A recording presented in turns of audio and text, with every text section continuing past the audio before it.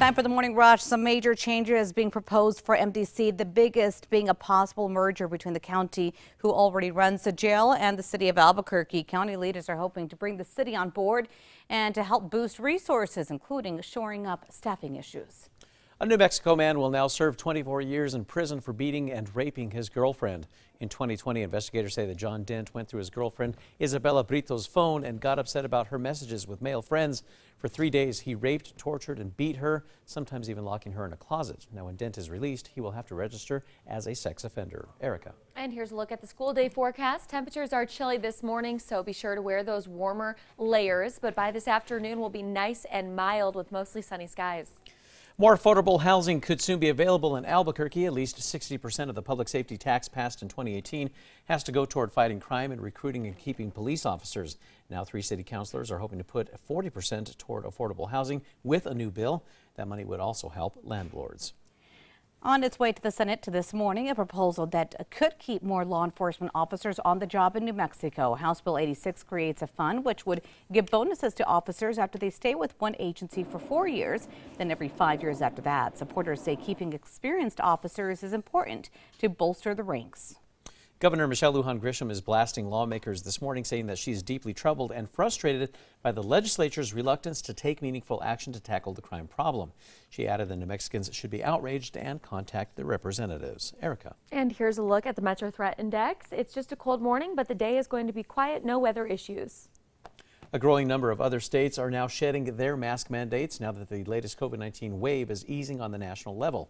Nevada is expected to make an announcement today. So far, the CDC has not revised its guidance, saying the hospitalization and death rates remain too high. New at 6 for you, the White House is looking to spark life into the electric vehicle market. The Departments of Transportation and Energy are announcing today a $5 billion investment to build the national electric vehicle charging network along the interstate highway system.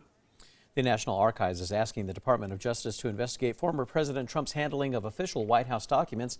That news comes days after learning that officials were forced to retrieve materials from President Trump's Mar-a-Lago residence. The nature of the investigation remains unclear. Erica.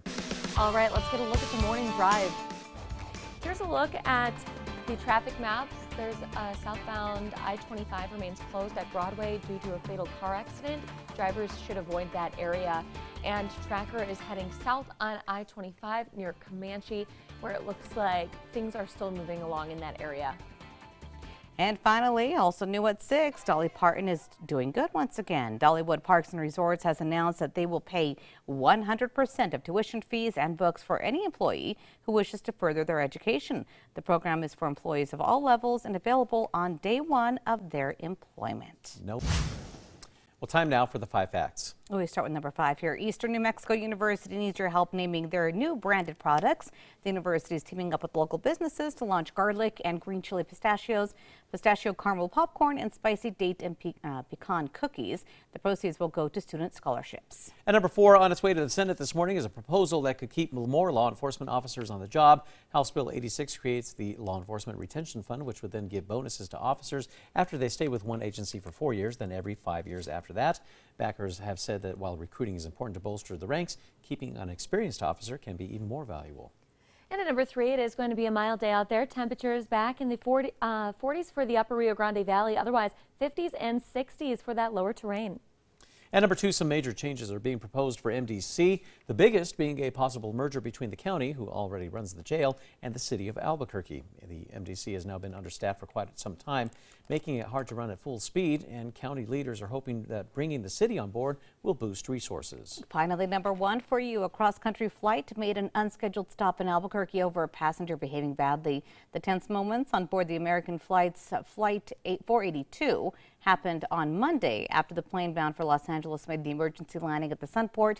Passengers hopped on social media. One passenger posted that a man with 4 kids was asked to control them after they started sprinting up and down the aisle. The father then screamed back, "I have your information, I will find you, and I will shoot you."